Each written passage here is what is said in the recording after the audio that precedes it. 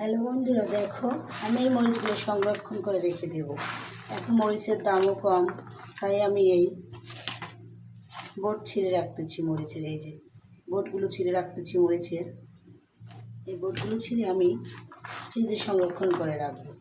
কারণ অনেক সময় আছে মরিচের দাম বেশি, অনেক সময় আছে মরিচ বাজারে পাওয়া যায় না, তখন আমি এই মরিচগুলো, আর এই সিজন আর ছোটো মরিচগুলো আমাদের দেশে সচরাচর কমই পাওয়া যায়, এজন্য আমি এই মরিচগুলো সংরক্ষণ করে রেখে দেব, যাতে একটু পরে খাওয়া যায়।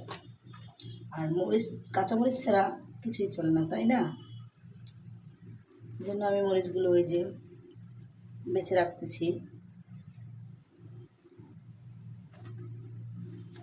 দেখো বন্ধুরা, কেউ কেউ ওই মরিচগুলো একটু সেদ্ধ করে হালকা রেখে দেয়, তাই আমিও কিছু সেদ্ধ করে রাখবো আর কিছু সেদ্ধ ছাড়া রাখবো সংরক্ষণ করে।